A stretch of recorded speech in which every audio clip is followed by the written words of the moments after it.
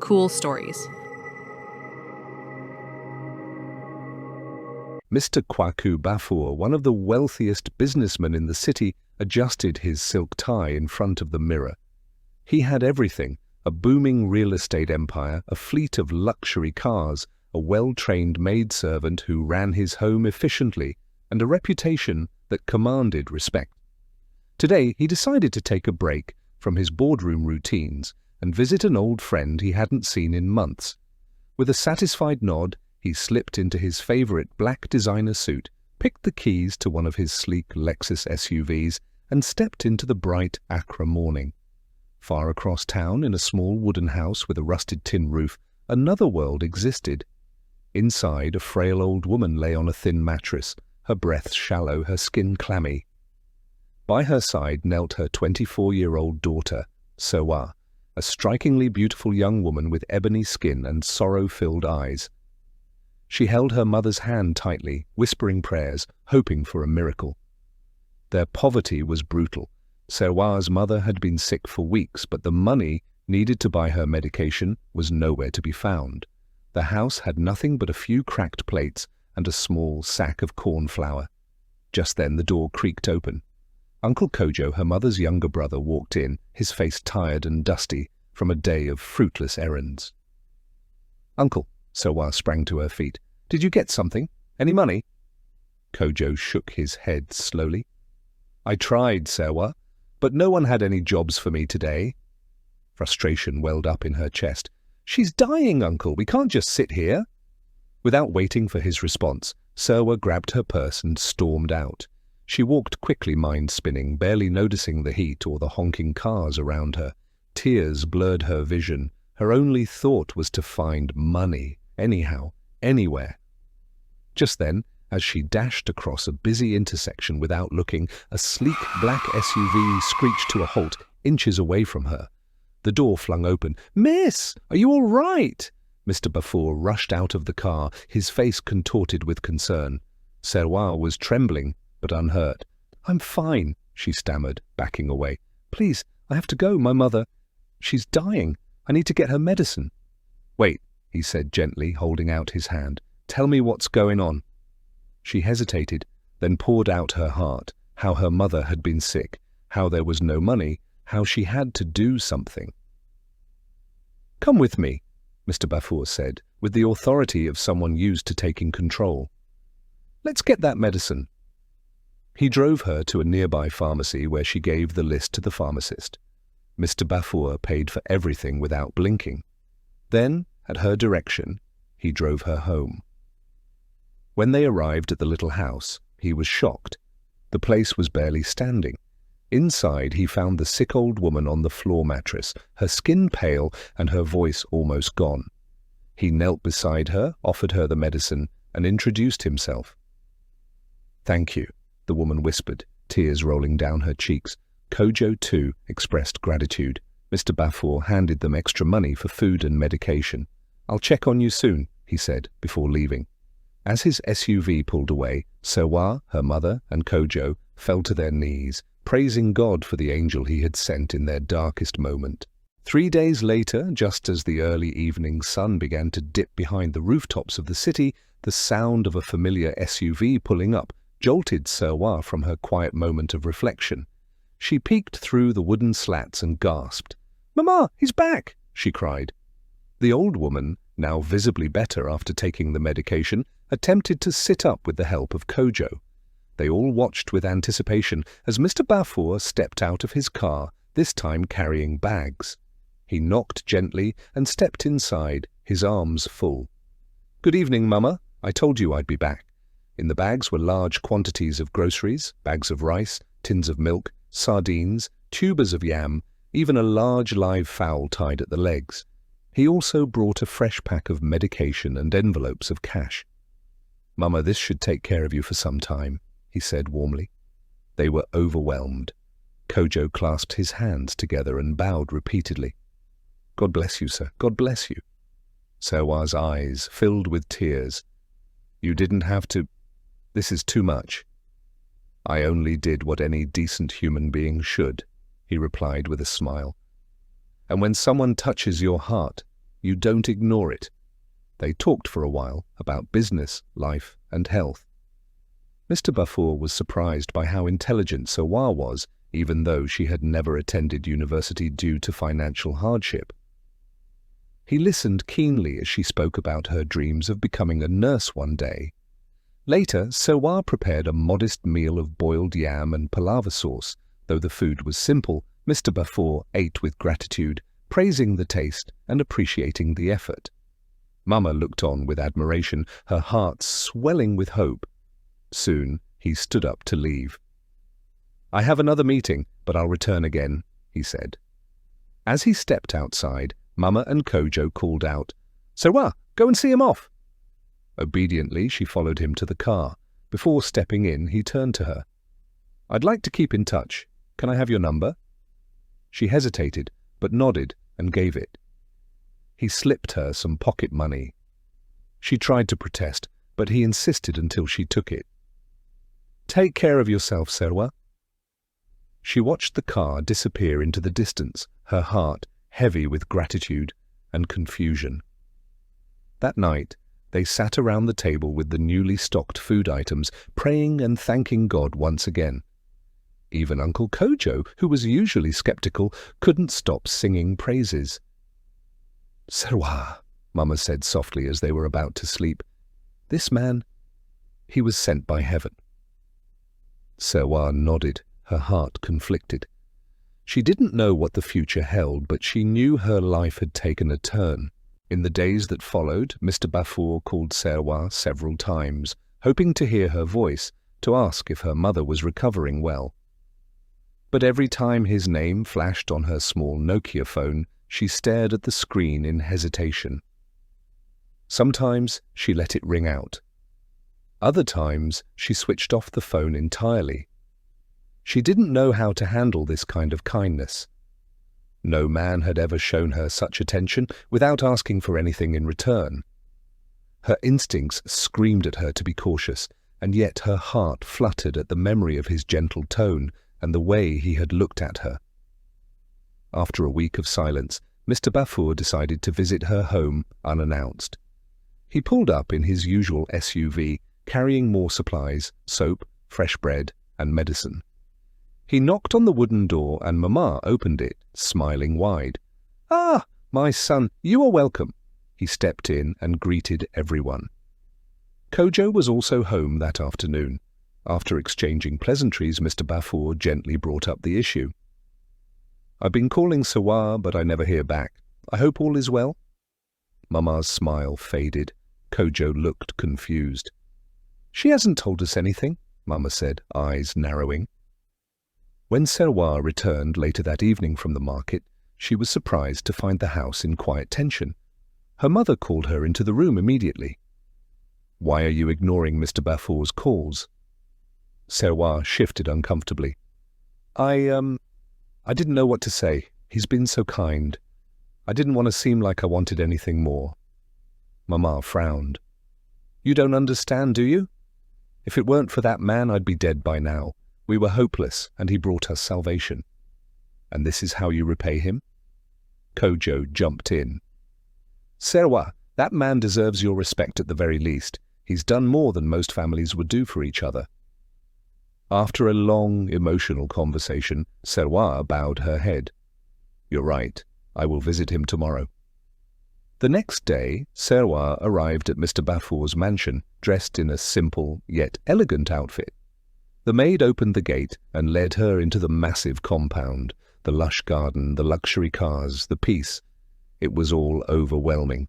Mr. Bafour stepped out of his study, surprised and visibly pleased. "Sawar," he said, his voice soft, "I didn't think you'd come." She smiled shyly. "I'm sorry for not returning your calls. I just needed time." He nodded, understanding. "Come, let me show you around." He gave her a tour of the mansion, the grand staircase, the crystal chandeliers, the indoor pool. Then he introduced her to his house staff, the maid, and the gardener. "This is Sawar," he said to them. "She's special. Treat her with respect." The two nodded obediently. Back in the living room, he turned to her. "I have no wife, No children? I've been waiting for someone to fill that void in my life. I want you to be that someone." Serwa's eyes widened. "Me?" "Yes," he replied, holding her hand gently. "Let me make you my queen." Tears welled up in her eyes. The journey from despair to this moment was almost too much to believe. And slowly she nodded. Serwa's breath caught in her throat. She had never imagined that her life could take such a dramatic turn. "Sir," she began, trying to find the right words, "this is all too sudden." "Please call me Kwaku," he interrupted with a kind smile. She nodded, nervous. "Kwaku, I'm just a poor girl trying to take care of her mother. I don't know if I belong in your world." "You belong wherever your heart feels at home," he said, simply. That day, he didn't press further. They talked some more, and he drove her home personally. But the seed had been planted. The next few weeks passed in a haze of hope and confusion. Mr. Bafour began visiting often, spending time with Serwa and her mother. He bought a proper bed for the old woman, a fridge, and even arranged for a nurse to check on her regularly. Serwa found herself falling, not just for his wealth or generosity, but for his gentle nature, the way he spoke to her with respect, and how he made her feel seen. Eventually, when he asked her to move into his mansion, not as a mistress, but as his fiancée, she said yes. The maid and the gardener accepted her with warmth. Her mother and Kojo cried tears of joy. But in the quiet corners of the city, someone else was watching. A man with a scar over his eyebrow, sipping beer from a cracked mug, stared at a photo of Serwa and gritted his teeth. "You think you can forget me?" he growled. "We'll see about that." Life at Mr. Bafour's mansion had become a dream Serwa never imagined she could live. Every morning she woke to sunlight filtering through imported curtains, a personal maid who brought her breakfast in bed, and staff who treated her like royalty. Her wardrobe had been transformed, designer clothes, Italian heels, and bags worth more than her entire childhood home. She had been living there for 2 months, and the wedding plans were already underway.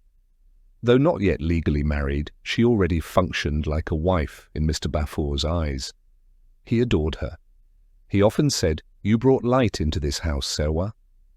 I was rich before, but now I feel complete." One Saturday afternoon, she decided to step out and visit the local salon for a touch-up and some time outside the mansion walls. With permission from Mr. Bafour, she took the driver and headed to East Legon. While the stylist was still working on her hair, she stepped out to take a phone call. As she stood near the gate, trying to hear over the generator noise, she heard a familiar voice call her name. "Serwa?" She turned sharply, and her heart dropped. There, across the road, stood Kwame. Kwame, her ex-boyfriend, the one who vanished when her mother fell ill, the one who had always promised her a better life, but never delivered, the same man who broke her heart with empty dreams and lies. He walked toward her, a mischievous smile playing on his lips. He looked sharper than before, well-fitted clothes, a trimmed beard, gold chain dangling around his neck.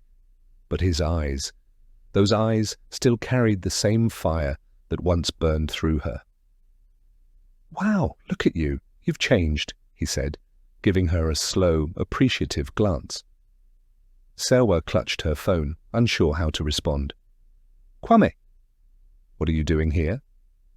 "I should ask you the same thing. Last time I saw you, you were begging at Makola for food. Now look at you, fresh hair, gold earrings. What happened?" She hesitated, then smiled faintly. "Life changed." "I can see that," he chuckled. "So who's your sponsor?" Serwa frowned. "That's none of your business." Kwame stepped closer, lowering his voice. "Relax. I'm happy for you. I miss you." She looked away, unsure how to process the feelings surging through her. Despite all the pain he'd caused, Kwame had been her first love. Their moments together were rough, but real. He knew her soul before the silk sheets and perfume. "I have to go," she muttered. But Kwame wasn't done. "Give me your number, just for old time's sake." She hesitated. Against better judgment, against all reason, she gave it to him. That night, as she lay beside Mr. Bafour in their spacious bedroom, her thoughts drifted to Kwame. She told herself it was just nostalgia, nothing more, but Kwame didn't let her forget. The next morning, he sent a simple message. "I still dream about you." It started innocently. Short messages, a few laughs. Then came the calls, the secret meetups. She told herself she just needed closure, that she was too far gone to be tempted. But Kwame knew her. He rekindled the fire effortlessly. He knew the tone to use, the jokes to crack, the way to touch her soul. And Serwa, despite everything, began to fall back in. Soon she was sneaking out again, late-night meetings in his car, motel rendezvous far from prying eyes. One evening, after a particularly steamy meeting, Kwame lit a cigarette and stared at her with a smirk. "So, what now? You're going to live a lie with that old man while you give yourself to me?" Serwa didn't answer. He leaned closer. "Or are you waiting for a better plan? Because I've got one." She turned to him, eyes narrowed. "What do you mean?" Kwame exhaled smoke slowly. "You say this man loves you, he trusts you. No prenup, right?" Serwa frowned. "Of course not." "Then let's do what people in love do. We build a future. But first, we take what's rightfully yours." Her breath caught. "What are you saying, Kwame?" Kwame's grin darkened. "We make him disappear, without killing him. We take everything, and no one will ever suspect the innocent, grateful girl he rescued from poverty." For a long moment, Serwa stared at him in silence. The seed had been planted. Kwame became a constant in Serwa's life, like a shadow that never left. Though she continued her role as the doting fiancée in Mr. Bafour's mansion, the excitement and fire she once felt for the wealthy man had faded into routine. Kwame, on the other hand, represented danger, passion, and rebellion, and he knew it. One humid afternoon, while Mr. Bafour was away at a real estate site inspection in Kumasi, Kwame picked her up in a borrowed Benz. They drove out of the city, heading toward the outskirts of Aburi, where no one would recognize them. In the car, Serwa kept looking around nervously. "Where are we going?" she asked. "You'll see," Kwame replied, tapping the steering wheel. "There's someone I want you to meet, someone who can help us set everything in motion." An hour later, they arrived at a secluded compound surrounded by tall neem trees. The gate creaked open as an old man in a red cloth stepped out barefoot, his eyes sharp as razors. Serwa shivered. Kwame introduced him simply. "This is Nana Kwaku Dzin, a powerful man." The native doctor eyed Serwa. "You want the old one to fall?" Serwa didn't respond. Kwame stepped in. "We don't want him dead, we want him out of the way, crippled, controlled." Nana Kwaku grinned, revealing yellowed teeth. "Blindness, yes, that is clean. He won't die, but he won't see again, not unless the gods allow it." Serwa gasped. "Blind? You didn't say anything about that?" Kwame grabbed her hand. "It's the only way, baby. He'll be too weak to fight. He'll trust you even more. You'll guide him, speak for him, and we'll own everything." Serwa's mind raced. She looked at the old man again, who was now drawing strange symbols in the sand. "There is a price," Nana Kwaku said. "You will bring me a goat, white, and something personal from the man, hair, cloth, anything he uses daily." Kwame smiled. "We'll get it?" Serwa hesitated. Her heart pounded. "And it will work?" The old man looked up. "He will wake up blind. His eyes will become shadows, and only you will be his light." 3 nights later, Serwa returned to the mansion. With one of Mr. Bafour's white handkerchiefs and strands of his hair she had secretly trimmed from his hairbrush. That same night, at midnight, she and Kwame returned to Nana Kwaku's shrine. The ritual began under the full moon. The air smelled of blood and burning herbs.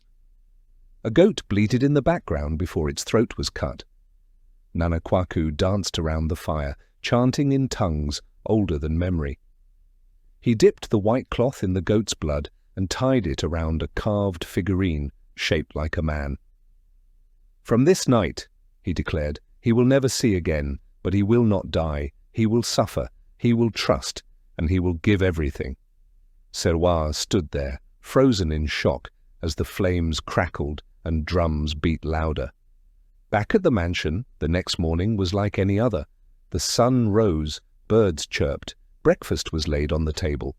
But when Mr. Bafour woke up and opened his eyes, he screamed, "Serwa! Serwa! I can't see!" She rushed in, pretending to panic. "What's wrong?" "My eyes! Everything is black! I can't see a thing!" The maid and gardener ran in. Everyone panicked. The doctor was called. Tests were done. Specialists were flown in, but none could explain it. "There's no medical reason for this," one doctor said, baffled. "His eyes are perfectly healthy. It's as if his sight simply vanished." As the mansion drowned in confusion, Serwa stayed by his side like a loyal angel. She fed him, bathed him, whispered encouragement, and all the while she held his trembling hands and told him, "Don't worry, I'll be your eyes." Weeks passed. The once mighty Bafour was now a shadow of himself, quiet, withdrawn, and disoriented. He couldn't attend meetings, couldn't sign papers without Serwa's help, and slowly became dependent on her for everything. Serwa began suggesting small changes. "Let's sell this house." "You don't need to manage the estate now. Sign here, I'll handle it." And he did. Piece by piece, power slipped from his fingers into hers. And behind the scenes, Kwame waited, smiling. The once thriving home of Mr. Kwaku Bafour had fallen into eerie silence.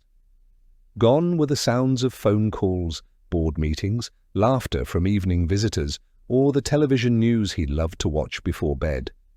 The walls, which once echoed with ambition and authority, now held the soft, uncertain shuffle of a blind man. Serwa had taken control of everything. She dismissed the private doctor, claiming they needed space to heal spiritually. She cut off visits from business partners, telling them Mr. Bafour was still too ill to meet anyone. His closest friends were blocked from calling. Even the loyal maid and the gardener found their movements restricted. "Let him rest," Serwa would say sternly. "Too many people stress him." Behind her soft voice was cold calculation. With his vision gone and his world shrinking, Mr. Bafour clung to her like a lifeline. "Serwa, help me sit. Is the breakfast ready?" "Yes, darling. I made your favorite. Tea with ginger and wheat toast. Eat slowly." He smiled faintly. "You're my angel." Each word of trust wounded deeper than a dagger, and Serwa felt it, but she buried the guilt under layers of greed and whispered promises from Kwame. In a hidden apartment on the other side of town, Kwame paced with impatience. "He's blind now, so what's the delay?" he hissed into the phone. "I'm working on it," Serwa whispered back. "I can't push him too fast or he'll suspect." "You promised me, Serwa. You said we'd sign everything over, sell the mansion, transfer accounts. I need more time. He still has some resistance, but I'm getting there." Kwame's voice grew darker. "Don't forget why we did all this. I don't want to hear excuses." That week, Serwa made her next move. She brought in a lawyer, a greedy one Kwame had recommended, who could be trusted to keep silent. "We're preparing legal papers," she told Mr. Bafour softly, "to move a few properties temporarily in my name, just so we can manage things more smoothly while you recover." "I don't know, Serwa. I built those properties myself." "I'm not taking them from you," she said, stroking his arm gently. "It's just paperwork. You'll still own everything. I'm just helping, remember?" Her sweet tone, her tender hands, her unwavering presence, they were more persuasive than any weapon. The blind man signed. Soon, Serwa sold 2 luxury apartments in airport residential area. She transferred millions from his accounts into new ones created with forged identities. Kwame used the money to buy a new car and fund their secret escapades in luxury hotels and beach resorts. The staff at the mansion began whispering. The maid, Essie, noticed how Serwa no longer slept in Mr. Bafor's room. The gardener observed how she snuck out at odd hours dressed in fancy clothes, wearing heavy perfume. They said nothing, not yet. Then came the cruelest betrayal. One evening, as Mr. Bafor struggled to rise from bed, he realized the call bell wasn't working. He shouted for help. No one came. After what felt like hours, Essie finally came in. "Why didn't anyone respond?" he asked, voice trembling. "I'm sorry, sir. Madame said we should only attend to you when she's not home." He frowned. "Not home? But she told me she was upstairs." Essie hesitated. "She left this morning, sir. She said she had business in Tema." A cold chill ran through Mr. Bafor's spine. Something was wrong. Later that night, Serwa returned home in high spirits. Mr. Bafor confronted her gently. "You weren't here all day." "I was at the office. You must have forgotten. Your memory is getting weak." "But I heard the gate. The maid said—" She snapped, her voice rising for the first time. "Are you accusing me of lying after everything I've done for you? After I gave up my youth to stay here and care for you?" He shrank back, silenced. "I'm all you have left, Kwaku," she said bitterly. "Don't push me away." That night, alone in bed, he cried quietly. Not just for his lost sight, but for a growing sense that something darker than illness had stolen his life. A betrayal he couldn't prove, yet. And outside the mansion, in a hidden car parked a few blocks away, Kwame was on the phone with a property agent. "Yes, list the house. I want it sold in 2 weeks. Full payment in dollars." The king had fallen, and the vultures were circling. The days passed like shadows, silent, heavy, and cold. In the grand mansion that once hosted laughter, negotiations, and ambition, there now lived a broken man and a woman drunk on deception. Mr. Bafor sat on the edge of his bed, his milky eyes staring into endless darkness. He no longer asked questions. His voice had grown quieter, his shoulders stooped. He felt like a ghost inside his own home, but someone was watching. Essie, the loyal maid, had seen enough. She had served Mr. Bafor for 6 years through prosperity, heartbreak, and triumph. She had seen women come and go, but none had ever silenced the house like Serwa did. Essie had overheard whispered conversations late at night. She had found torn documents in the dustbin, account numbers, photocopies of property deeds. She had seen Serwa rush to the car with lipstick-stained collars in her handbag. And worst of all, she had once seen Serwa and the man called Kwame kissing in the backyard when they thought no one was watching. Her heart boiled. "This is not love," she muttered one night in her quarters. "This is wickedness." She knew what she had to do. On Sunday morning, while Serwa went out for a spa appointment, Essie slipped out of the house. She walked several miles, refusing to take a taxi, afraid of being followed. At a small chapel on the edge of town, she found the man she was looking for, Pastor Elisha, the spiritual father of Mr. Bafor. The old man recognized her immediately. "Essie, what brings you here? It's been months since I heard from Kwaku." She fell to her knees and began to weep. "Pastor, something terrible has happened." Back at the mansion, Mr. Bafor sat in his dark silence when he heard something he hadn't heard in months, the sound of Pastor Elisha's deep, reassuring voice. "My son," the pastor whispered as he entered the room. Tears flooded Mr. Bafor's eyes. "Pastor, is that you?" "Yes, Kwaku, I came as fast as I could." The two embraced, and for a long time neither spoke. Just the beating of hearts, the pain of betrayal, and the flicker of hope filled the room. "I don't know what's happening," Mr. Bafor finally said. "I've lost everything, my sight, my peace, my life." Pastor Elisha held his hand tightly. "But you've not lost your God, and where God is, restoration is possible." He asked him what happened. Mr. Bafor recounted it all, how he fell for Serwa, how she became his world, and how, after a visit to her mother, things slowly began to go wrong. "I went blind so suddenly. The doctors couldn't explain, but it doesn't feel like sickness. It feels like someone took my eyes. The pastor stood still. Spiritual blindness, he whispered. That night, Pastor Elisha called 2 trusted elders from his church. Quietly, they entered the mansion. Essie guided them to a small, unused room where they began an all-night vigil.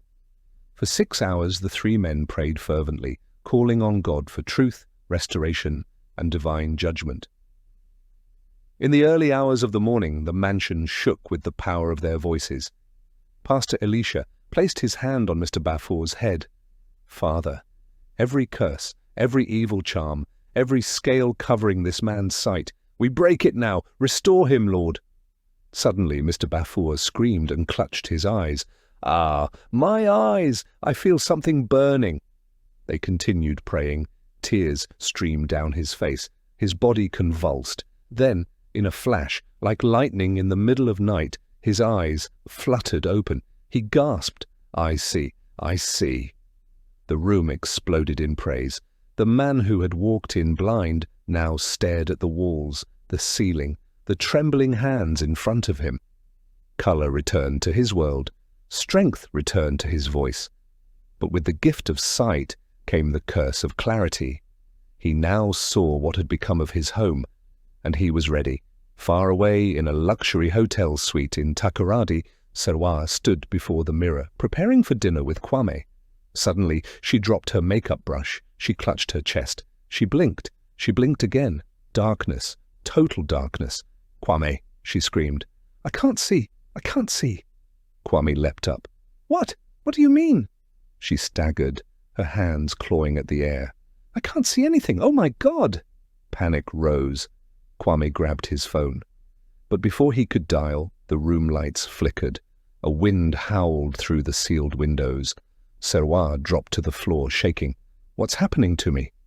Kwame stepped back, his face pale with fear. This is not normal. This is... Serwa reached for him, but he was already backing toward the door. And then, without a word, Kwame turned and ran. Takoradi was known for its luxury beachside resorts, bright nightlife, and soft ocean breezes. But inside room 305 of the lavish Sapphire Grand Hotel, there was only terror. Serwa clutched the edge of the bed, her breathing ragged. Kwame, don't leave me! I can't see! But the door had slammed minutes ago. She was alone, alone in a cage of darkness, the same darkness she had consigned Mr. Bafour to. Kwame tore through the hotel corridor like a man chased by demons. He didn't stop to explain to anyone, didn't check out. He sprinted straight to his car and drove as fast as he could out of the city. His hands shook on the steering wheel. His eyes darted to the rearview mirror every few seconds as though something or someone might be following him. In his heart, he knew. This is punishment, he muttered to himself. This is juju backlash. I have to leave this place, but it was too late now. Too late to turn back. Too late to undo the curse. Meanwhile, at the mansion in Accra, a transformed Mr. Bafour sat in his robe in the living room. He was no longer weak, no longer broken. He had showered, dressed, eaten, and made calls. His first instruction, cancel every transfer and freeze every asset. His second, report missing property to the police and file fraud charges. His third, wait. By nightfall, the police officers he discreetly trusted arrived and listened to his detailed report. Documents, signatures, and even security footage, collected in secret by the ever-loyal AC, were handed over. Sir, one officer said, we'll act immediately. But Bafour raised his hand. Not yet. Let her come back first. The next morning, Serwa arrived in Accra in a taxi, disoriented, pale, and frantic. She had managed to bribe a hotel worker to put her on a bus back to the city. Now she stood at the gate of the mansion, clutching the iron bars. Please, she cried, it's me, Serwa, let me in, I can't see. Essie watched from the window, her heart torn between pity and justice. The guards didn't move. She screamed again, falling to her knees, her hair matted, her dress stained. "Help me! Somebody help me!" Suddenly, the gate opened slowly. 2 men stepped out, police officers. One of them took her arm gently. "Miss Serwa, you are under arrest for fraud, conspiracy, and attempted murder." Her mouth dropped open. "What? No, you don't understand. I'm the victim. I've gone blind." They said nothing as they led her into the house. There, seated in the center of the living room like a king restored to his throne, was Mr. Bafour. Her voice trembled. "Kwaku, you can see?" He didn't blink. "I see everything now, Serwa, the lies, the betrayal, the affair, and the evil you used to take my sight." She dropped to the floor. "I'm sorry. I didn't mean... It was Kwame. He convinced me." He stood up slowly, his gaze sharp and piercing. "I gave you everything. My home, my heart, my trust, and you stabbed me with it." Tears poured down her cheeks. "I was desperate. I thought I could control it. I didn't know it would end like this." "You thought you were wise," he said coldly. "But God is wiser." He turned to the officers. "Take her away."